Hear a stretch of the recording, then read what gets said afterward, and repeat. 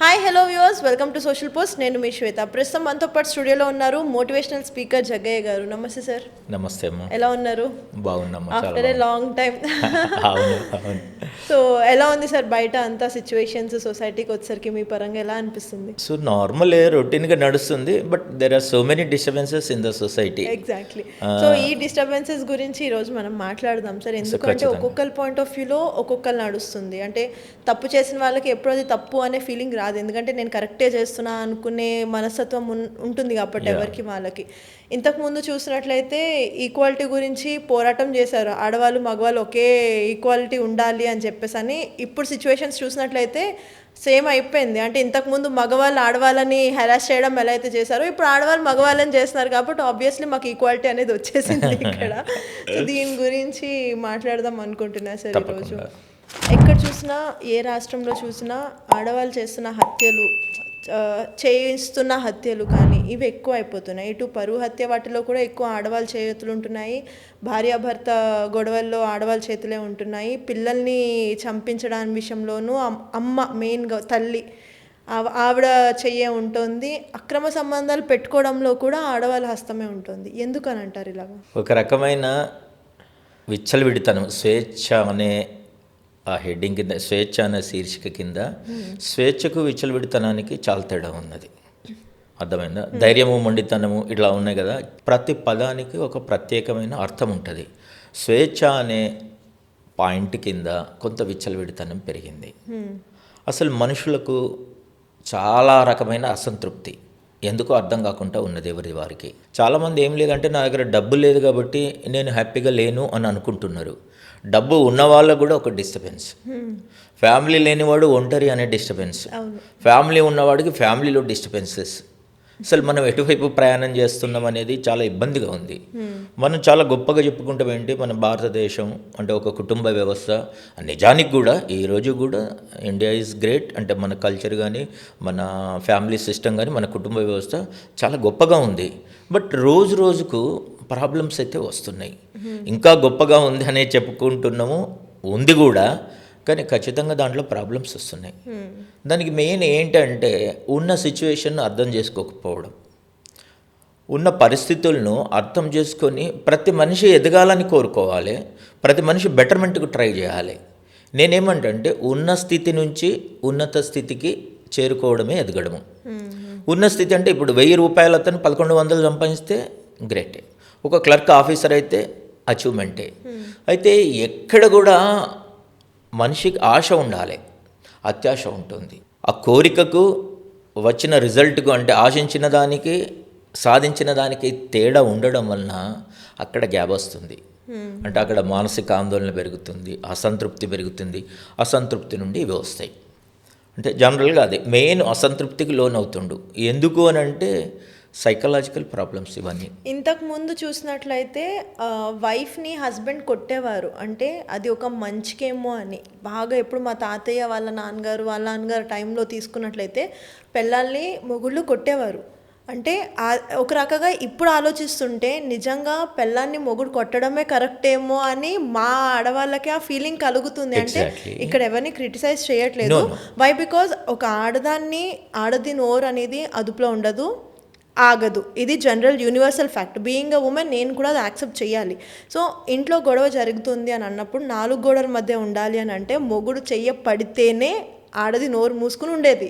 ఇప్పుడు హస్బెండ్ వైఫ్ని కొడితే చెయ్యి ఎత్తినా కానీ నన్ను చావు బాధేస్తున్నాడు అని చెప్పేసి అని సోషల్ మీడియా ఒకటి వీళ్ళకి బాగా ప్లస్ అయింది.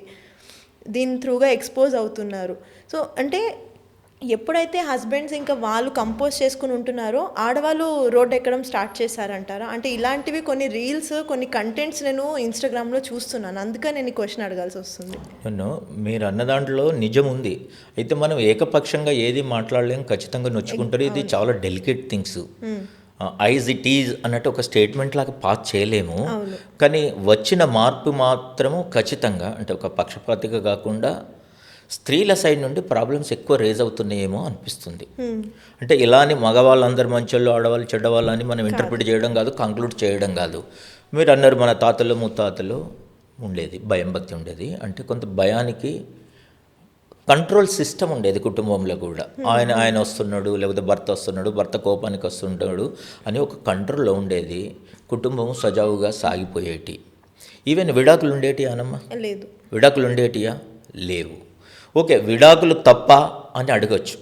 ఇప్పుడు ఎవరు సంఘ సంస్కర్తలని, ఇంకా సామాజిక సంస్కర్తలని, లేదంటే ఇంకా కొంతమంది సూడో మేధావులని, రకరకాల వ్యక్తులు చాలా విషయాల మీద మాట్లాడతారు. ఫెమినిజం అని ఇంకేదో పేర్లు పెట్టుకొని, లేకపోతే అదే నా హక్కు కానీ పని పెట్టుకొని వాదించే వాళ్ళు ఉన్నారు. బట్ ఏది ఏమైనా ఒక నేచర్ అనేది ఉన్నదమ్మా. అంటే ప్రకృతిలో కూడా అరేంజ్మెంట్స్ ఉన్నాయి. ప్రకృతి అరేంజ్మెంట్స్లో ఇది ఎలా ఉంటుంది అని అంటే, మొన్నటిదాకా పులి జింకను తిన్నది కాబట్టి జింక పులిని తినాలంటే తింటుందా? అవ్వదు.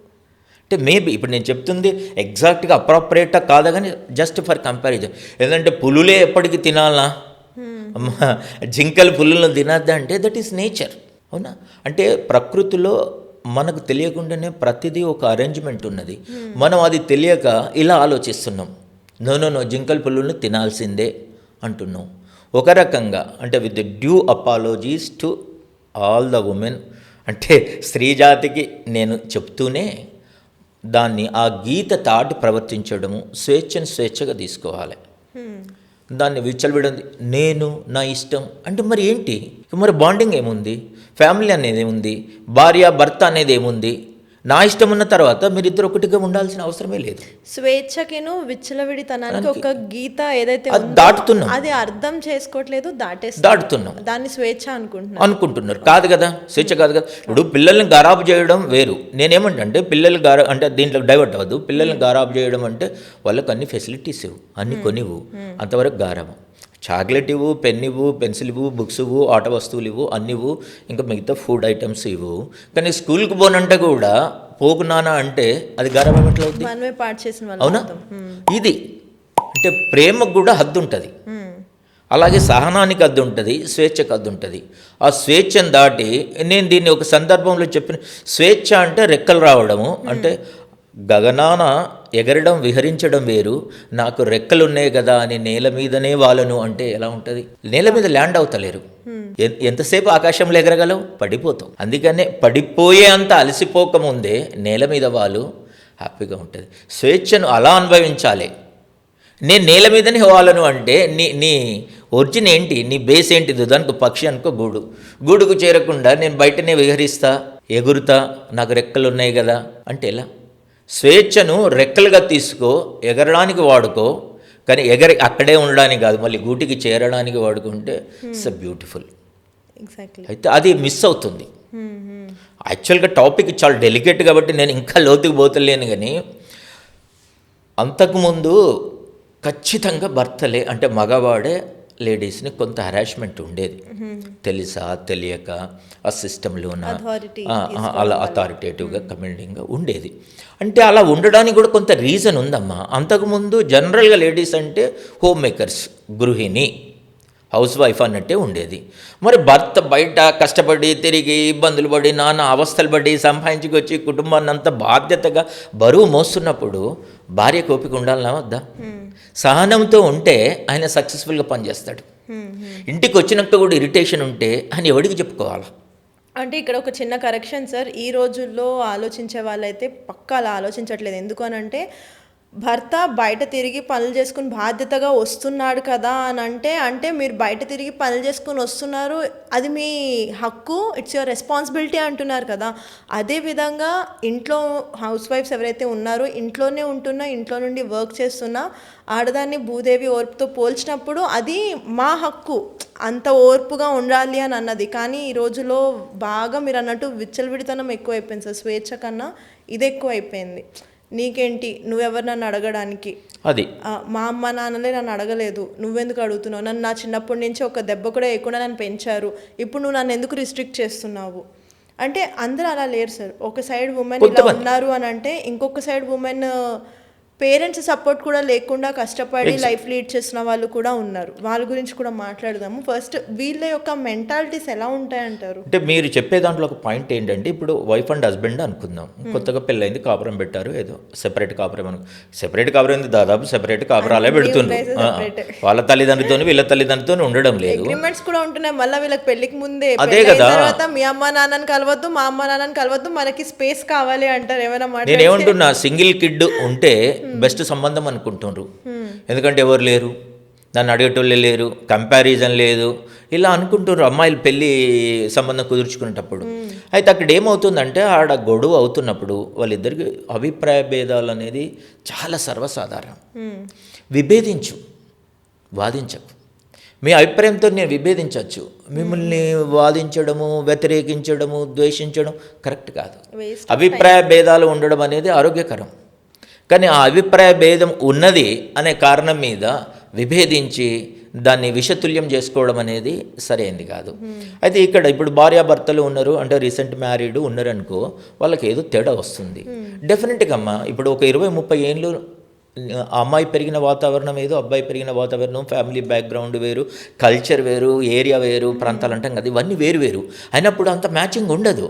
బట్ మనం we have to match each other, match అవ్వాలి అండర్స్టాండింగ్ వల్ల, అర్థం చేసుకున్నాను. అయితే అక్కడ సమస్య వస్తే మామూలుగా గతంలో అట్లీస్ట్ మా అప్పుడు అందాం, మీ అప్పుడు ఏంటో మీరే చెప్పాలి, కానీ మా అప్పుడు చెప్పేవాళ్ళు తల్లిదండ్రులు, అమ్మాయి తల్లిదండ్రులు ఏంటంటే, అమ్మ సర్దుకపోమ్మా అనేవాళ్ళు.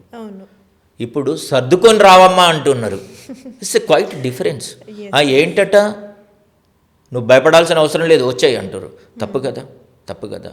అలాగే అబ్బాయి తల్లిదండ్రులు ఏం చెప్పాలంటే, నాన్న ఒకవేళ నిజంగా సిస్టర్ ఉంటే నీ సిస్టర్ లాగా ఫీల్ అవ్వు. ఆమె వాళ్ళ తల్లిదండ్రులను వదిలేసి వచ్చాది, ఒక రకంగా ఆమె ఏది జన్మనిచ్చిన తల్లిదండ్రులను వచ్చింది, ఆమెను నీ చేతులు పెట్టిన నాన్న. నిజానికి కాళ్ళు గడిగి అంటే కన్యాదానం చేయడం అంటే చేతులు పెట్టడమే కదా, నిజంగా కూడా లిటరల్గా చేతులు పెట్టడం కదా. మన వ్యవస్థ ఎలా ఉంది చూడండి, సింబాలిక్గా ఉంది. అంటే యాక్చువల్గా అంటే దృశ్యరూపకంగా అంటే కనిపిస్తుంది. తీసుకొచ్చి ఆ పంతులు కానీ తల్లిదండ్రులు కానీ అబ్బాయి చేతిలో పెడతారు. ఓకే, అత్తమామ చేతిలో పెడతారు, ఆడబిడ్డ చేతిలో పెడతారు, దగ్గర బంధువు చేతిలో అంటే ఎంత మీనింగ్ ఉందండి. ఏమీ ఆలోచించకపోతే ఏంటి అని అనుకుంటాం. అంటే మొత్తం తీసి ఒక రకంగా ప్రాణం, ఎవరికైనా పిల్లలు అమ్మాయి కావచ్చు అబ్బాయి కావచ్చు, ప్రాణంలాగా పెంచుకున్న అమ్మాయిని తీసి చేతులు అంతే ప్రాణంగా ఇతను చూసుకోవాలి కదా, అది అర్థం చేసుకోవాలి. అంటే అబ్బాయి తల్లిదండ్రులు కూడా ఇప్పుడు అత్తమామలు అన్నాం కదా, అత్తమామలు అనగానే అమ్మాయి అత్తమామలే గుర్తొస్తారు, అబ్బాయి అత్తమామలు గుర్తురారు. అమ్మాయి అత్తమామలు తల్లిదండ్రుల్లాగా ఫీల్ అవ్వాలి, తల్లిదండ్రుల్లాగా. నిజమైన తల్లిదండ్రులు ఎవరయ్యా అంటే, అతనికి అలా చెప్పి కోళ్ళను అది. నేనేమంటా అంటే, నేను పోయిటరీ కూడా రాస్తే కదా, నీ సొత్తులు నీ తాళపు చేతి గుర్తులు నీ తర్వాత ఆమెదే కదా, తన ఇంటి పేరును వదిలేసి నీ ఇంటి పేరును నిలపడానికి వచ్చిందే ఆమెకి ఇవ్వవా? అత్తమ్మ అన్నది అంటే నీలో అమ్మను చూసుకుంటుంది ఆవిడ, నీ కోడల్లో కూతుర్ను చూసుకోవా అంటే, ఇవన్నీ చాలా హార్ట్ టచింగ్గా ఉంటాయి. ఈ రిలేషన్ పోతుంది, ఈ బాండింగ్ పోతుంది. అండ్ అగైన్ దీంట్లో చాలా విషయాలు నిగూఢంగా ఉన్నాయి. చిన్న కుటుంబాలు కావడం, భార్యాభర్తలు నిగూఢపడ్డారు, ఎవరికి చెప్పుకోవాలి? అదే ఒక జాయింట్ ఫ్యామిలీ ఉంటే అదే అత్తమామకి చెప్తుంది, చెప్తుంది, చెప్పుకుంటారు. ఇప్పుడు కొన్ని చెప్పే లేడీస్ సంబంధించిన అనుకో, అత్తమ్మతో చెప్తా, అత్తమ్మ అట్లా కాదు, మీ అబ్బాయి ఇట్లా అన్నాడు, ఆయన అట్లా అన్నాడు అంటే, ఆమె లేనప్పుడు ఆమెకు మామూలుగా అమ్మ నువ్వు పట్టించుకోమా, నీకెందుకు నేను చెప్తా అని ఎంటర్. నీకన్నా బుద్ధి ఉందా? అమ్మాయిని అలాగేనా అంటే వింటాడు. ఎవరికి చెప్పుకోవాలి? ఇప్పుడు దూరంగా ఉండడం వల్ల కూడా ఎంత కాదన్న భౌతిక దూరం కూడా దూరమే. చాలామంది అనుకుంటారు కాదా. ఇప్పుడు మనం ఫ్రీక్వెంట్గా ఎవరితోనన్నా టచ్లో ఉన్న స్నేహం వేరు, ఎప్పుడో సంవత్సరానికో ఎప్పుడో మాట్లాడింది వేరు. మామూలుగా అవి పోయినాయి. దూరమైన కొలది పెరుగుతుంది ప్రేమ, ఏం పెరుగుతుంది? ప్రేమ పెరగదు. దూరమైన కొలది దూరం అవుతుంది బంధం, అంతే. ఎప్పుడు కూడా రెగ్యులర్ టచ్లో ఉండాలి, అంటే రిన్యువల్ అవుతూ ఉండాలి, కంటిన్యూటీ ఉండాలి, కన్సిస్టెన్సీ ఉండాలి, ఏ బంధానికైనా ఏ రిలేషన్కైనా. ఇప్పుడు నేను ఒక 1 year వరకు మీ దగ్గరికి ఇంటర్వ్యూ రాకపోతే మళ్ళీ నన్ను మీరు పిలువరు, నేను మిమ్మల్ని అప్రోచ్ అవ్వలేను. అలా అంటే ప్రతిదీ నేనంటే ఎగ్జాంపుల్గా కోట్ చేస్తున్నా. అయితే వాళ్ళ తల్లిదండ్రుల నుంచి అలా ఉంది, వీళ్ళ తల్లిదండ్రుల నుంచి ఇలా ఉంది. వీళ్ళిద్దరు సర్దుకుపోవడం లేదు, తేడా ఉండొచ్చు. ఇప్పుడు ఉదాహరణకు ఆయనకు టీ కావాలన్నాడు, నీకు కాఫీ కావాలన్నావు, వేరువేరుగా చేసుకోండి. ఇక్కడ ఏమవుతుందంటే అభిప్రాయ భేదాలు ఉండడం తప్పు కాదంటున్నాను కదా. ఏంటి టీ ఎలా తాగుతావు, మీ అమ్మ నాన్న అట్లే నేర్పిను, నువ్వు అట్లే పెరిగినావు అంటే ఎంత హరాస్మెంట్ ఉందండి. అస్సలు చాలా చిన్న విషయంగా చెప్పుకోలేని కనిపిస్తుంది. బాధ అది. మొత్తం అంటారు చూడు, ఈగోను మొత్తం యాక్చువల్గా ఫిజికల్గా అంటే నా పదాలు కరెక్ట్, ఫిజికల్గా గుడ్డలతో నేను నరుకుతే కూడా బాధ అనిపించదు అనుకుంటా. అది exactly. అలాంటి మాటల్లో Exactly. ఉంటుంది. అది లేదు విలేజ్ నుంచి పల్లెటూరులో ఏం నేర్చుకున్నావు అదే చా తాగడం అంటే చా తాగడం తప్ప, లేదు కాఫీ తాగడం తప్ప. అవునానండి, ఓకే మీకు టీ చేసి ఇస్తే నేను కాఫీ చేసుకుంటాను. ఇద్దరు తనకు టీ కప్ ఇచ్చి నువ్వు కాఫీ కప్పు తెచ్చుకొని హ్యాపీగా ఇలా కూర్చొని సీరియల్ చూస్తున్నావు, సినిమా చూస్తున్నావు, ఎంత ఎంజాయ్ చేయొచ్చండి జీవితాన్ని. ఎగ్జాక్ట్లీ. ఎక్కడో ప్రపంచంలోనే ఉండదు అదే సంతోషం. ఎక్కడో వెతుక్కోవడం కాదు, కాఫీ కప్పులో టీ కప్పులో కూడా ప్రేమ ఉంటుంది. Yeah. ఇస్తే చూపిస్తే. ఈ విషయానికి వచ్చేసరికి ఇక్కడ మెయిన్ అంటే నేను చూస్తున్న సిచ్యువేషన్స్లో నా చుట్టూ జరుగుతున్న నా ఫ్రెండ్స్ వాళ్ళ లైఫ్స్లో కానీ అమ్మాయి తరపున అమ్మ ఎవరైతే ఉంటారో ఆమె ఇన్వాల్వ్మెంట్ అవ్వడం వల్ల కుటుంబాలు నాశనం అయిపోతున్నాయి. చాలా ఉన్నాయి ఎగ్జాంపుల్స్. ఎంతోమందికి పాయింట్ కనెక్ట్ అవుతుంది కూడా. ఒక భార్యాభర్త సంబంధం మధ్యలో అబ్బాయి అమ్మ ఇన్వాల్వ్మెంట్ కన్నా అమ్మాయి అమ్మ ఇన్వాల్వ్ అయినప్పుడు మాత్రం కాపురంలో అల్లకల్లోలం స్టార్ట్ అయిపోతుంది. ఎందుకు అలాగ అంటారు? వినబడుతున్నాయి. ఈమె కొంత అటాచ్మెంట్ డిటాచ్మెంట్ అనేది మనం క్లియర్గా నేర్చుకోవాలి. ప్రతి వ్యక్తి ఎంత అటాచ్డ్గా ఉంటామో అంత డిటాచ్డ్గా ఉండగలగాలి. అర్థమైందా? ఇప్పుడు అమ్మాయి పెరిగినప్పుడు అంటే పెళ్ళయ్యేంత వరకు నాన్నకు అటాచ్డ్, నాన్నకు కానీ అమ్మకు. ఒకసారి పెళ్ళైన తర్వాత డెఫినెట్గా కొంత డిటాచ్మెంట్ వచ్చేసి భర్తకు అటాచ్మెంట్ వస్తుంది. అవును. ఈవెన్ ఇలా కూర్చున్నప్పుడే చూడండి, భర్త పక్కన భార్య కూర్చుంటుంది. అంటే ఈ అమ్మాయి ఆ భర్తను వదిలేసి నా దగ్గరే కూర్చోవాలనుకొని తల్లి అనుకోవడం కూడా అది అంత సమంజసం కాదు. నువ్వు ఆమెకు స్పేస్ ఇవ్వాలి, ఆమె జీవితాన్ని ఆమె కొనసాగేటట్టు చూడాలి. నువ్వేమనుకుంటున్నావు, ప్రేమ చూపిస్తానా అని అనుకుంటున్నావు. నన్ను ఆమెకు లర్న్ చేయాలి. ఇంటి దగ్గర నీకు 25 ఏళ్ళు వచ్చిన పెళ్ళి చేసే వయసు అంతా వచ్చే వరకు కూడా తినిపిస్తుండొచ్చు. ఇంకా ఈ రోజు కూడా అలా అనుకోవడానికి వీలు. కానీ ఇక్కడ ఆ స్పేస్ ఒకటే కాదు సార్. ఇప్పుడు భార్య భర్త మధ్య ఏమైనా జరిగింది అని అన్నప్పుడు భర్త ఎలా అయితే వాళ్ళ అమ్మ నాన్నలకు చెప్పుకుంటాడో భార్య కూడా వాళ్ళ అమ్మ నాన్నలకు చెప్పుకుంటుంది, కామన్. కానీ ఈ ఇంపాక్ట్ అనేది అమ్మాయి తల్లి దగ్గర నుంచి మేము నిన్ను ఒక మాట అనకుండా పెంచాము, మేమే నిన్ను అలా చూడలేదు, వాడెవడు నిన్ను అంటే వాడు అని ఒక అల్లుడిని అత్త అనేసరికి ఆబ్వియస్లీ పెళ్ళానికి మొగుడు లోకు అవుతున్నాడు కదా ఇక్కడ. డెఫినెట్లీ అంటే పెళ్ళం చెప్పుకోవడం ఈజ్ రైట్ ఆర్ రాంగ్ అది మనం ఆపలేం. బాధ అనేది ఖచ్చితంగా తల్లిదండ్రులకే మనం ఫస్ట్ చెప్పుకుంటాం కాబట్టి దాన్ని మనం అసలు ఎక్కడ రిస్ట్రిక్ట్ చేయలేము.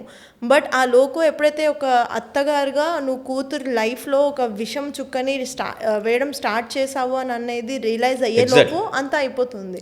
ఎగ్జాక్ట్లీ. మళ్ళీ ఏమండి, ఇప్పుడు ఈ ఏదైతే చెప్తుందో తల్లి నిజానికి ఆమె కూడా భర్తతో గొడవ పడుతుంది. ఎగ్జాక్ట్లీ. అది మరిచిపోయి అలా ఎలా అని అల్లుండంటది. అది కరెక్ట్ కాదు. నేనేమన్నా టూ సైడ్ అబ్బాయి వాళ్ళ తల్లిదండ్రులు ఏం చెప్పాలి, నాన్న 20-25 ఏళ్ళు పెంచుకొని నీ చేతులు పెట్టింది నాన్న, నువ్వు అలా చూడొద్దు. ఒక రకంగా అంటే మానసికంగా నీకు ఒక సిస్టర్ లాగా అంత ప్రేమగా చూసుకోవాలి. నువ్వు నీ సిస్టర్ ఇంటి అమ్మాయి మన ఇంటి కూతురు లాగానే చూసుకోవాలన్నా వదిలేసి వచ్చిందాన్ని అది కరెక్ట్ కాదు. ఏంది అంటారు చాలామంది, ఏమంటారు అంటే తల్లిగారింటిని అంటే పుట్టినింటిని మరిపించగలగాలి మెట్టినిల్లు.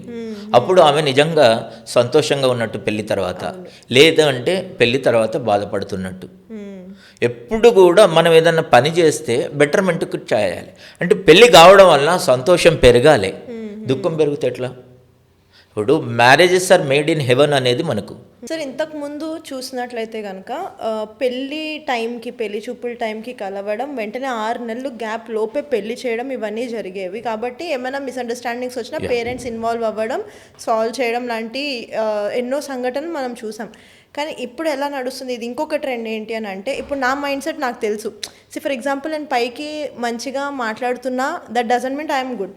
లేదు నేను పైకి పిచ్చి వల్గర్ బట్టలు వేసుకున్నా, that doesn't mean I'm characterless. So we can't judge. మన మెంటాలిటీ ఏంటనేది ఇంటర్నల్గా మనకి తెలుసు. ఇప్పుడు ఎట్లా ఉంటుంది అంటే, లివ్ ఇన్ ఉంటున్నారు, ఓకే నా మెంటాలిటీని వీడు భరించగలుగుతాడా లేదా, నాకు ఆస్తులు వద్దు ఇవన్నీ వద్దు, నా మెంటాలిటీని వీడు భరిస్తాడా, వీడు నాకన్నా తక్కువే ఉన్నాడా, నా డామినేషన్ నడుస్తుందా అమ్మాయి. అట్లానే అబ్బాయి ఎవరన్నా సరే లివ్ ఇన్ ఉండి ఇవి చూసుకుని పెళ్లి చేసుకున్న తర్వాత పాయింట్స్ బయట పెట్టుకుంటున్నారు. అంటే ఇప్పుడు ఎలాగో వదిలేసుకోలేరు, వచ్చినట్టు నువ్వు నన్ను భరించాలి, లేదంటే బ్లాక్మెయిల్ చేయడం. సో ఇది నడుస్తుంది. అంటే డివోర్స్ కూడా ఇంక అయిపోయింది. నువ్వు ఉండు, నాకు నువ్వు కావాలి, కానీ నాకు అనుకూలంగానే కావాలి ఉండాలి. సో ఇది అమ్మాయిల్లోనూ ఉంది, అబ్బాయిల్లోనూ ఉంది. ఎక్కువైంది. ఈ సిచ్యువేషన్స్ ఎలా హ్యాండిల్ చేయాలంటారు? యాక్చువల్గా ఎక్కువ మనీ మైండ్ అయ్యి ఇదే ఎలా అవుతుందంటే నా అవైలబిలిటీ పెరిగింది అంటాం చూడండి, వీడు కాకపోతే ఇంకొకడు, లేకపోతే ఈమె కాకపోతే ఇంకొకరు అనేది మార్కెట్లో ప్లెంటీ అయ్యే తర్వాత అయిపోయింది. అండ్ ఫైనాన్షియల్ ఇండిపెండెన్స్ స్త్రీలకు ఉండాలనేది చాలా మంచి మాట, కానీ నేనేమంటే కదా స్వేచ్ఛ విచ్చలవిడితనం ఎలా అయిందో ఇండిపెండెన్స్ అనేది వేరే తీరుగా మారిపోయి ఏంటి వాడు ఉంటేనే ఉండకపోతే నేను కూడా ఐఎమ్ ఆల్సో ఎర్నింగ్, వాడు నాకు చేసేది ఏముంది, నాకు వచ్చే సాలరీకి ఎవడైనా వస్తాడు. అవును. లివింగ్ టుగెదర్ ఎలా కరెక్ట్ అమ్మా? ఇప్పుడు మంచోడా చెడ్డవాడా అని తెలుసుకోవడానికి ఓకే, కలిసి మాట్లాడుకోవడమో తెలుసుకోవడమో అంత మట్టుకే, కానీ కలిసి జీవించడం కూడా ముందే చేస్తే దాంట్లో ఏముంటుంది? లివింగ్ టుగెదర్ అనేది అసలు దాంట్లో ఏముండదు, దాంట్లో ఏమీ ఉండదు. అది కరెక్ట్ కూడా కాదు. అంటే ఇది తింటే చనిపోతారు, విషం తింటే చనిపోతారు అని తెలిసి కూడా తిని చూద్దాము, చస్తునో బతుకుతానో విషం తిందాము అని అనుకుంటే ఎలా ఉంటుంది? ఖచ్చితంగా చేస్తారు, లేదా అట్లీస్ట్ డ్యామేజ్ అవుతుంది హెల్త్. ఈ పాయింట్ మీద ఇంకొక క్వశ్చన్ అడుగుదాం అనుకుంటున్నాను సార్. ఇప్పుడు ఏదైతే పెళ్ళికి ముందు నటించి పెళ్ళి తర్వాత ఒరిజినాలిటీస్ బయట పెట్టుకుంటున్నారో, అప్పుడన్నా మనం ఒక విషయం లాంటి పర్సన్ తోటి ఉంటున్నాము అని భావన కలుగుతుంది ఆబ్వియస్లీ కదా. సో ఇప్పుడు వైఫ్ అయినా ఒక హెరాస్డ్ స్టేజ్లో ఉంది, హస్బెండ్ అయినా హెరాస్డ్ స్టేజ్లో ఉన్నాడు అని అంటే ఓకే, వీళ్ళతో ఉండడం వల్ల నా కెరీర్ నాశనం అయిపోతుంది, మా అమ్మ నాన్నకి నేను దూరం అయిపోతాను, even boy or girl anyone. So ఇలా అనుకున్నప్పుడు అది మీరు అన్నట్టు విషం, నేను కట్టుకున్నాను కాబట్టి నేను చచ్చినట్టు భరించాలి, అన్నీ వదులుకుని నాశనం చేసుకుని ఒక జీవోత్సవంలో నేను భరించాలి అనుకోవడం కరెక్టా? అలాంటి పర్సన్స్కి డివోర్స్ ఇచ్చేసి మన లైఫ్ హ్యాపీగా లీడ్ చేయడం కరెక్ట్ అంటారా? డెఫినెట్గా, కానీ అది డిసైడ్ చేసుకోవడంలో ఉంటుంది. ఇప్పుడు డిసీజ్ ఉంటుంది, ట్రీటబుల్ డిసీజెస్, క్యూరబుల్ డిసీజెస్ అని ఉంటుంది, లేదంటే కంట్రోలబుల్ డిసీజ్ ఉంటుంది. షుగర్ వస్తుంది ఎప్పుడు క్యూర్ కాదు, బట్ ఇట్స్ కంట్రోలబుల్, అది పెద్ద ప్రాబ్లం కాదు, మన చేతుల్లో ఉంటుంది.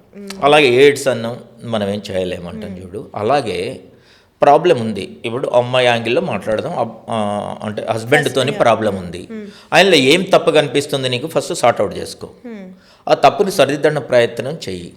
ఎంత చేసినా మారతలేడు, హెరాస్ చేస్తుండు, లేదు కొడుతుండు, ఇంకేమో చేస్తుండు, అసలు జీవితమే లేదు, ఎంత మార్చుకునే ప్రయత్నం చేసినా మారడం లేదు, ఒక షాడిస్ట్ ఫెల్లో ఉన్నాడు, మార్చుకోవడానికి చాలా చేసినాం. యాక్చువల్గా ఇద్దరు కౌన్సిలింగ్కి వెళ్ళాలి, సైక్రియాటిస్ట్ సైకాలజిస్ట్ పోతుంటారు, చెప్పేవాడే ఉంటాడు, మెడిసిన్ ఇచ్చేవాడు కూడా ఉంటాడు. అవన్నీ చేసుకున్న తర్వాత కూడా మారడు, అండ్ అగైన్ ఇంటెన్షన్స్ వాడు కావాలనే చేస్తుండ అనుకో, అలాంటి వాడితో కాపురం చేయడం అవసరం లేదు, హ్యాపీగా డివోర్స్ తీసుకోవాలి. డైవర్స్ తీసుకోవడం అంటే విడిపోవడం వలన మనం సంతోషంగా ఉండగలము అన్నప్పుడు తీసుకోవడమే బెటర్. దాన్ని ఇంకా ఎక్కువ ప్రొలాంగ్ చేసి కంటిన్యూ చేస్తే ఎన్ని రోజులు పొడిగిస్తే అన్ని రోజులు మన జీవితాన్ని పొడగొట్టుకున్నట్టే అవుతుంది, ఎవరైనా కావచ్చు, what ever.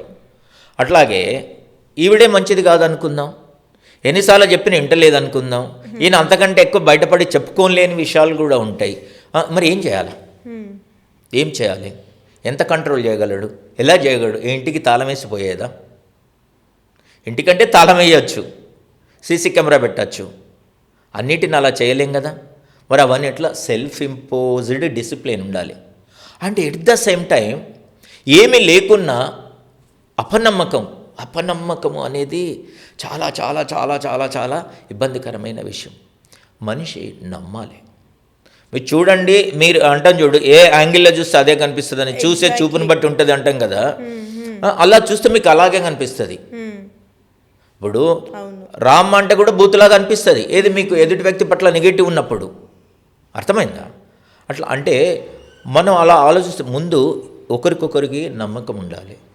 Each and every time ఒకరినొకరు సస్పెక్ట్ చేయకూడదు, అంటే అనుమానించద్దు. ఎలా అవుతున్నాయో తెలుసా మీకు? ఇప్పుడు భార్య మీద భర్తకు ద్వేషభావం రావడానికి ఏంటో తెలుసా? నువ్వు ఇట్లా, నేను ఇంకా అట్లా ఇట్లా అనేది అట్లా అన్నీ నింపుకోండి ఖాళీలు. నువ్వు అలా ఇలా లేదు, నువ్వు తిరుగుతున్నావు, లేదు నువ్వు మొన్న అక్కడికి ఎందుకు పోయినావు, ఇక్కడికి ఎందుకు పోయినావు అంటే చాలాసార్లు సంజాయిషి ఇచ్చుకుంటాడు. చూడండి, ఎంత మొనగడైనా సంజాయిషి ఇచ్చుకుంటాడు భార్య దగ్గర.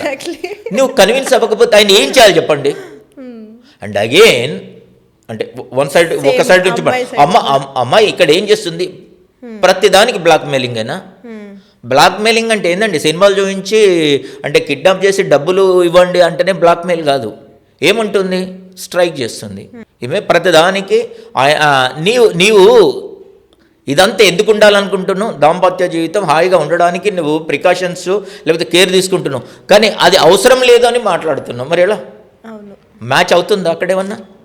నువ్వు ఏదైతే మేమిద్దరం హ్యాపీగా ఉండాలని కోరుకుంటున్నావు, కానీ నువ్వు చేసే పని దూరం పెడుతున్నావు. డెఫినెట్గా పెరగదా? ఏం చేయాలి మరి? ఏం చేయాలి? అది ఏది ఏంటంటే భార్య భర్త కానీ జనరల్గా మనిషికి ఏంటంటే ఇప్పుడు ఆల్ ఆఫ్ సడన్గా ఇప్పటికిప్పుడు ఇక్కడ దేవుడు ప్రత్యక్షమై ఏం కావాలనో కోరుకుంటే నేను అనుకుంటున్నా, అంటే ఇప్పుడు నీ మీద స్టేట్మెంట్ పాస్ చేయడం నేను కరెక్ట్ కాదు. స్వామి ప్లీజ్ ఒక అరగంట టైం ఇవ్వబా అని అంటావు. అంటే ఏం కావాలనో మనది మనకే తెలుస్తలేదు.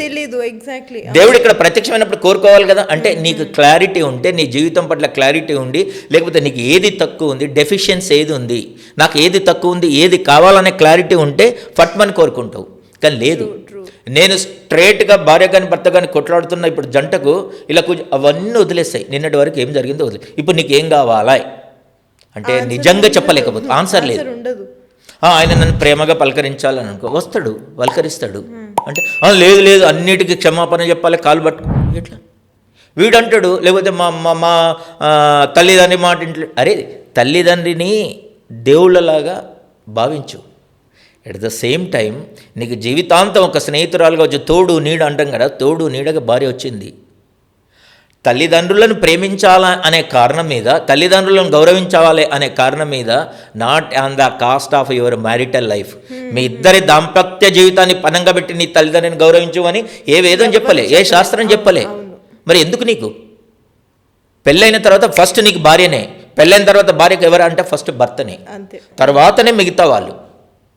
కొంతమంది అందులో కూడా మా అమ్మ నాన్న కదా, ఏంటి అమ్మ నాన్న అయితే చెయ్యి, సేవ చేయి, గౌరవించు, ప్రేమించు.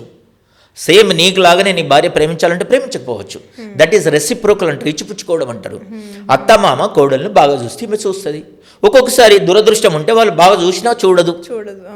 అది మన కర్మ అనుకోవాలి, అంతే అనుకోవాలి. కేజీ టమాటా తెస్తే ఎంత చూసి తెచ్చినా ఒక టమాటా ఎక్కడో ఒకటి వస్తుంది, జస్ట్ లైట్ తీసుకో, అంతే కదా. అదే జీవితం కాదు కదా. ఒక టమాటా పడేస్తే ఆ రోజు వంట మానేయాల్సిన అవసరం లేదు కదా, మిగతా వాటితో కూడా కుక్ చేయొచ్చు కదా. అలా ఫీల్ అవ్వాలి. అంటే మనకిచ్చిందే దేవుడి ప్రసాదం అని స్వీకరిస్తే హాయిగా ఉంటాయి జీవితాలు. ఇప్పుడు ఇలా అవుతుంది, మా అమ్మ నన్ను ఒప్పుకుంటలేరు కాబట్టి నువ్వు భార్యతో సంసారం చేయంటే ఎట్లా, కాపురం చేయంటే ఎట్లా, జీవితాన్ని కొనసాగించంటే ఎట్లా. నేనేమంటున్నా, భార్యకు టాప్ ప్రియారిటీ భర్త, భర్తకు టాప్ ప్రియారిటీ భార్య, తర్వాత మిగతా ranks second, third, fourth, fifth, what ever. మీరిద్దరు అనేది లేకుండా ఇంకెవరూ లేరు. ముందు అలా అంటే సంసారాలు నిలబడతాయి. అబ్బాయికి తెలివి ఉంటుందమ్మా. మీకు ఇప్పుడు ఉన్న వాళ్ళకు విపరీతమైన నాలెడ్జ్ ఉంది, టు బీ ఫ్రాంక్. ఎంతమ్మా ఇలా చిటికల మీద పనిచేయగలరు. కంప్యూటర్ అవుతుంది, ఏదంటే వాళ్ళ ఫీల్డ్లో అద్భుతమైన తెలివితేటలు ఉన్నాయి. కానీ జీవితం లేకపోతే సంసారాన్ని ఎలా కొనసాగించాలనేది ఎక్కడ నేర్చుకుంటలేరు. తల్లిదండ్రులకు దూరంగా ఉంటుండ్రు, చిన్నప్పటి నుంచి బయట ఉంటుండ్రు. వాళ్ళు చెప్తలేరా, చెప్పే అవకాశం లేదా, వీడికి నేర్చుకునే అవకాశం లేదా. ఒంటరిగా ఉండి ఉండి ఉండి పెళ్ళైనాక కూడా ఒంటరి ఆలోచనలు ఉంటే ఎట్లా? ఇద్దరు అలాగే అవుతున్నారు. అయ్యేసరికి సమస్యలు నిజంగా చూస్తుంటే చాలా చాలా చాలా చాలా అంత బాధ అనిపిస్తుంది. నేను ఇదివరకు వాడిన నిజంగా నేను అమ్మ డెఫినెట్గా మేము జనరేషన్ గ్యాప్స్ ఉన్నాయి కదా. ఇప్పుడు చూస్తుంటే పిల్లలు అంటే మ్యారీడ్ పిల్లల్ని చూస్తుంటే ఇంత చిలక గోరింకారు అంటారు చూడు, అంత బ్యూటిఫుల్గా అనిపిస్తుంది పైకి అలా కనిపిస్తుంది. కానీ ఎన్ని అగాధాలు. అది కరెక్ట్ కాదు. అండ్ నీవు ఎంతో చదువుకున్నావు, ఆఫ్టర్ ఆల్ భర్త భార్యను మేనేజ్ చేసుకునే తెలివి లేకపోతే యూఆర్ అంటే అన్ఫిట్. మరి అది ఎందుకు నేర్చుకుంటలేరు, ఎందుకు నేర్చుకోరు? నేనైతే ఒక వ్యక్తిగా అభిప్రాయం ఏం చెప్తా అంటే, వ్యక్తి కావచ్చు, కొంత మోటివేషనల్ స్పీకర్ కావచ్చు, మార్చుకోవచ్చమ్మా. మారవడానికి ప్రయత్నించు, నువ్వు మారడానికి ప్రయత్నించు, లేదు అని అంటే అడ్జస్ట్ అవ్వడానికి ప్రయత్నించు. ప్రతి సమస్యకు భార్యాభర్తల మధ్యలో వచ్చిన ప్రతి సమస్యకు విడాకులే కారణమైతే కోకొల్లలు ఉంటాయి. ఒక మనిషి జీవితకాలంలో కనీసం తక్కువ 20 పెళ్ళిళ్ళు చేసుకోవాలి. నిజం, అలా అవుతుంది. తప్పు మళ్ళీ చేస్తారంటారా? ఒకసారి చేసిన తప్పు రెండోసారి చేస్తారంటారా? ఇప్పుడు మీరంటే మనుషులు ఏమనుకుంటున్నారు? ఇప్పుడు ఆ ఎక్స్ అనేవాడు ఇప్పుడున్న ప్రజెంట్ భర్త నీకు నచ్చలేదు, బాగానే వై కొరకు ఆప్ట్ చేసినాం. మళ్ళీ ఏదో కొద్ది రోజుల తర్వాత ఎక్కడో వాడు పరిచయం అవుతుండే, ఎక్కడో కలుస్తున్నాం, రెస్టారెంట్, హాస్టల్, వాట్ ఎవరు, పబ్బు, హబ్బు, కప్. అయితే దాంట్లో వాడు ఆ వైలో ఆ ఫలాన్ని లేదని ఎలా అనుకుంటున్నావు నువ్వు? ఎలా, ఇదేమన్నా బ్లడ్ టెస్టా? ఎక్స్లో మిస్ అయింది వైలో కనిపించచ్చు, కానీ వైలో అసలు లేనిది మనకి ఏది అని తెలుసుకునే టైంకి చాలా తెలియదు, జీవితం పోతుంది. ఇంకోటి వాడు లేనిది ఎందుకు చూపిస్తాడమ్మా? అంతే. ఇప్పుడు అంటే ఇప్పుడు లోపల చినిగిపోయిన బనియన్ నీకు ప్రదర్శించాడు, నువ్వు వేసుకున్న షూట్నే చూస్తున్నావు, లోపల బనియన్ ఎట్లుందో నీకు తెలియడం లేదు. ఎందుకంటే నువ్వు ఎన్నడూ కూడా నీ దగ్గరికి వచ్చిన ప్రతిసారి షూట్లోనే వస్తుండు. ఫర్ ఎగ్జాంపులే, నీకు ఎప్పుడు నువ్వు అతని బనియన్ చూడలేదు అంటే లోపల నువ్వు ఎప్పుడు చూడలేదు. తరిచి తరిచి చూస్తే కానీ తన మనసేంటో తెలియదు అన్నట్టు ముందు మేనేజ్ చేసుకొని నేర్చుకోవాలి. ఇవన్నింటికి ఒకదానికొకటి లింక్. ఈ టాపిక్ని ఎంతసేపు అయినా మాట్లాడచ్చు. మళ్ళీ ఏం మాట్లాడిండంటే చిన్న విషయం మీద మాట్లాడినట్టు. ఇప్పుడు ఏంటంటే ఇప్పుడు చదువుకున్న చదువులు కూడా జీతాలు ఇవ్వడాన్ని నేర్పుతున్నాయి, జీవితాన్ని నేర్పట్లేదు. బుక్ ఉన్నది కదా, అందులో సబ్జెక్ట్ ఉంది, విషయం ఉన్నది, విజ్ఞానం లేదు. అలా ఇవన్నీ ఒకదానికొకటి అలా అవ్వడం వలన ఇబ్బందిగా అవుతుంది. నేనైతే అంటే నా ఫీలింగే, అమ్మాయి మాత్రము అంటే స్త్రీ మాత్రము తను అనుకుంటే కొద్దిగా తనని భూదేవితో పోల్చిండ్రు. అంటే తొక్కిన పడి ఉండడం అని కాదు, సహనంగా కొద్దిగా. నేనేమంటా, ఓర్చుకుంటే నేర్చుకుంటే నువ్వు అనుకున్న సాధిస్తావు. ఓర్చుకోవాలి, నేర్చుకోవాలి. అంటే కొద్దిగా కష్టం వచ్చినప్పుడు ఓర్చుకో, కష్టం నుండి నేర్చుకో. అంటే ఎలా ఉండాలనేది నేర్చుకుంటే, ఓర్చుకుంటే నేర్చుకుంటే ఖచ్చితంగా సుఖవంతమైన జీవితాన్ని వెళ్ళగలవు. స్త్రీ దానికి ఎక్సెప్షన్స్ ఉన్నాయి. స్త్రీ ప్రాపర్గా చూస్తే కరిగిపోని మగవాడు ఉండడు అని నేను భావిస్తాను. అయితే ఎప్పుడు చేయాలో అప్పుడే చేయాలి అమ్మా. మగవాడు డెఫినెట్గా తల్లి దగ్గర బాబుగానే వచ్చి పెరిగిండు కదా, తర్వాత మళ్ళీ చిన్న పిల్లవాడు ఎప్పుడైతే అంటే ఏ రూపంలోనైనా మానసికంగా కానీ శారీరకంగా కానీ ఏదైనా ఎక్కడ మళ్ళీ పిల్లోడు అవుతాడంటే భార్య దగ్గరనే. నువ్వు కొన్ని వేళల్లో తల్లి పాత్ర తీసుకోవాలి. నేను ఒకరితో మాట్లాడినప్పుడు ఏం చెప్పానంటే, నేనేమంటాను, ప్రతిదానికి మినహాయింపులు ఉన్నాయి. కేవలం ఆయన స్ట్రెస్లో ఉన్నప్పుడు, లేకపోతే నీకు నిజంగానే కోపం వచ్చింది, ఆయనే నేను తిట్టిండు అనుకుందాం, రీజన్ ఎవరైనా కానీ తప్పెవరైనా కానీ. అండ్ అగైన్ నేను చెప్పాల్సింది ఏంటంటే, కుటుంబంలో హేతుబద్ధత పనికిరాదు, రూల్స్ పనికిరావు, లాజిక్స్ ఉండవు. భార్య ఎందుకు కోపం వచ్చిందో వీడికి తెలియదు, భర్త ఎందుకు కోపం వచ్చిందో ఆమెకు తెలియదు. అందులో లాజిక్ ఎదకద్దు. అయితే ఇక్కడ ఏంటంటే నేనేమంటే, చాలా స్ట్రెస్లో ఉన్నాడు అనుకో, చాలా కోపంలో ఉన్నాడు అనుకోండి, ఇలా దగ్గరికి పోయి, సోఫాలు ఉన్నాయి కాబట్టి పోయి ఊరికే స్పర్శతోటి ఎన్నో మందుల కన్నా ఎక్కువ ప్రభావం ఉంటుంది స్పర్శలో. చిన్నగా చేసి ఏంటండి అని, అంటే సినిమాటిక్గా ఉంటుంది, వినడానికి నవ్వుకున్నట్టు ఉంటుంది. ఏంటండి అని అంటాను చూడు, జుట్టులో చేయబెట్టి బుజ్జగిస్తే చిన్న పిల్లోడు అవుతాడు. తన బాధ నీ ముందు వెలభిస్తాడు, ఏం కావాలనో చెప్పంటాడు. లేకపోతే ఇంతకుముందు నేను తిట్టిన సారీ అని కన్నీళ్ళు పెట్టుకుంటాడు. కరిగిపోయే తత్వం మనిషికి ఉంటుంది, కరిగించే శక్తి స్త్రీకి ఉంది. కానీ వాడితే కదా. ఎందుకంటే కరుణ అనేదానికి మారుపేరు స్త్రీ, కర్తవ్య నిర్వహణ అనేదానికి మారుపేరు మగాడు. నీవు కరుణ చూపిస్తే ఎంత కర్తవ్యమైనా నెరవేరుస్తాడు. అందుకే అన్నారు కదా, సంసారం సముద్రం అంటే. ఇలా అనమ్మ, సముద్రం ఈదుతాడు. ఈత రాకున్నా కానీ నీవు చెయ్యగలవు, నీకెందుకు, నీ భార్యగా నాకు తెలుసు కదా నువ్వేంటో అను. నిజంగా ఈ ఒడ్డు నుంచి దూకి ఆ ఒడ్డుకు ఈత రాకుండా ప్రయాణం చేస్తాడు, అది మగాడు. ఎగ్జాక్ట్లీ. కానీ స్త్రీ చెబితే, స్త్రీ చెప్పిన తీరును బట్టి. ఇంకోటి, తప్పును ఎత్తి చూపకు, హత్తుకొని చెప్పు అంటాను చూడండి. ఇక్కడ ఎలా అంటే పరాసగాడు, తప్పును ఎత్తి చూపకు, హత్తుకొని చూపించు అంటే ప్రేమగా. ఏంటండి అది కరెక్ట్ కాదు కదా. ఇప్పుడు మనం ఈరోజు బర్త్డే లేదు, మనం మ్యారేజ్ అనుకున్నాం, బయటకు పోతా అనుకున్నాం, నువ్వు ప్లాన్ చేసుకోవాలి కదా, ఏదో పని చెప్పి రాకపోతే ఎలా ఉంటుంది చెప్పండి. మనకు ఇయర్లీ వన్స్ వస్తుంది అంటే ఏడుస్తాడమ్మా, ఏడుస్తాడు. నేను చెప్తున్నా కదా, ఎక్సెప్షన్స్ ఉన్నాయి. 1% ఎక్సెప్షన్ 100లో.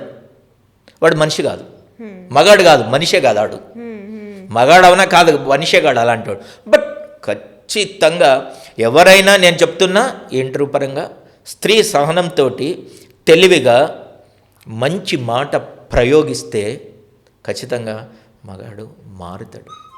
నిజంగా ఈ వీడియో చూసి 1000 మందిలో 1000 మంది మారకపోయినా 100 మంది కొంతమంది మారితే చాలు సార్. అది ఇప్పుడు జనరల్గా వేరే వాళ్ళు మాట్లాడితే మనకు ఫీలింగ్ వస్తుంది, మనం మాట్లాడడం రాదు. బట్ నేను ఏదైనా మాట్లాడితే మనస్ఫూర్తిగా మాట్లాడతా, నాకే వస్తుంది. నేను చెప్తున్నా కదా, ఒక మగాడిగా చెప్తున్నా, స్త్రీ ట్రీట్ చేసే విధానంలో ట్రీట్ చేస్తే మారని మగవాడు ఉండడు, ఒకవేళ మారకపోతే మగాడు కాదు, ఆడు మనిషే కాదు, మినహాయింపు. సూపర్. కాబట్టి దయచేసి ఇప్పటి జంటలు కానీ ఈవెన్ అట్లా కదమ్మా, 60 ఏళ్ళకు 70 ఏళ్ళకు విడాకులు ఏందమ్మా, ఏమైనా అర్థం ఉందా?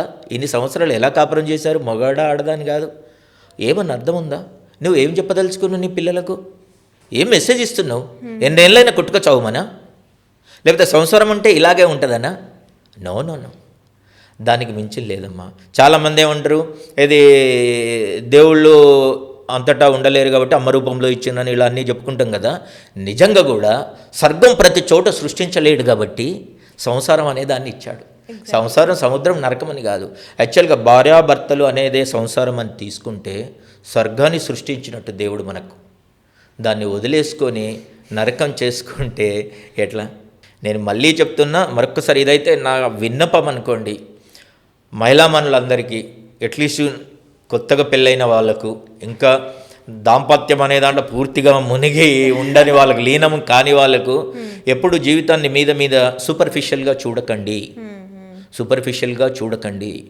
దాన్ని ఇప్పుడు నేను చెప్పినట్టు చేస్తే మారని మగవాడు ఉండడు, మారకపోతే ఇప్పుడు మగాడు కాదు, మనిషే కాదు అని నేను చెప్తున్నా. ఖచ్చితంగా నేనేమంటున్నా, చిన్న టిప్ అండి, టిప్ కాదు, చిన్న ఇది అంటే డన్ సార్. నిజంగా ఇందులో ఈ వీడియో చూసిన తర్వాత ఈ వీడియోలో ఉన్న డెప్త్ అర్థం చేసుకుంటే చాలా మందిలో మార్పు వచ్చే అవకాశం ఉంది, రావాలనే కోరు. నాకు ఎక్కువ మానవ సంబంధాల మీద మాట్లాడడము, హృదయానికి తాకేలా మాట్లాడడము చాలా ఇష్టం. నన్ను నేను కూడా మర్చిపోతా. ఎందుకు అంటే భార్య చేతుల్లో ఎక్కువ పాత్ర ఉంది ఇల్లు సంసారము హ్యాపీగా ఉండడానికి. అర్థమైందా? Yes sir. రోల్ ఇటు ఎక్కువ వైపు ఉంటుంది, భర్త రోల్ తక్కువ వైపు ఉంటుంది, అంటే సంసారం హ్యాపీగా ఉండడానికి అని నేనంట. దయచేసి నన్ను ఏదో ఒక పక్షపాతిగా అనుకోకుండా హ్యాపీగా, అంటే ఆ శక్తి ఉన్నది స్త్రీలో, ఆ శక్తి ఉంది, దాన్ని వాడండి, ఎగ్జాక్ట్లీ మంచిగా వాడండి, స్వేచ్ఛ తీసుకోండి. నేనేమన్నా ఎప్పుడు ఎగిరి ఆకాశంలో ఉంటాను కోరుకోకండి, నేల మీద ల్యాండ్ అవ్వండి, గూటికి ల్యాండ్ అవ్వండి. రెక్కలు అని ఉన్నాయని ఎగురుతూ ఉండలేము, ఏ పక్షైనా గూటికి చేరాల్సిందే. రెక్కలు స్వేచ్ఛ, ఎగరడానికే, అక్కడే నిలబడడానికి కాదు.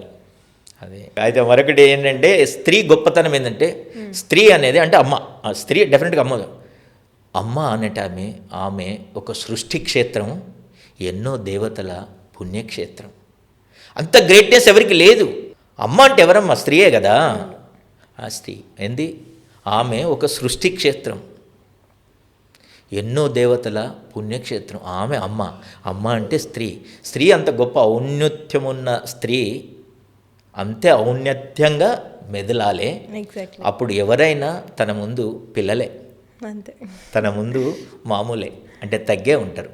చూసారు కదండి, ఈరోజు ఈ ఒక్క ఇంటర్వ్యూ వల్ల ఎవరిని ఇక్కడ మేము క్రిటిసైజ్ చేయట్లేదు, జరుగుతున్న జనరల్ ఫ్యాక్ట్స్నే మాట్లాడుకుంటున్నాం. కాబట్టి ఎలాంటి మిస్అండర్స్టాండింగ్స్ వల్ల మంచి మంచి బాండ్స్ రిలేషన్స్ని కోల్పోకుండా ఇలాంటి చిన్న చిన్న ట్రిక్స్ వల్ల, లేదు అంటే ఎంతో ఎక్స్పీరియన్స్ ఉన్న వాళ్ళు చెప్పే మాటలు విని ఇకపై నుంచైనా అబ్బాయిలైనా అమ్మాయిలైనా మార్చుకుని ఉండడం వల్ల మన మిగతా లైఫ్ అనేది ఎంతో హ్యాపీగా లీడ్ చేయగలము అనే ఒక తాపత్రయంతో ఇంటర్వ్యూ చేయడం జరిగిందండి. And thank you so much sir. Thank you అమ్మ, మంచి టాపిక్తో నచ్చు. యాక్చువల్లీ మొదలు పెట్టే ముందు వెరీ డెలికేట్ ఫీల్ అయ్యాను, బట్ మన అభిప్రాయాన్ని స్పష్టంగా తెలియజేసి ఎవరికైనా ఉపయోగపడితే చాలా సంతోషం.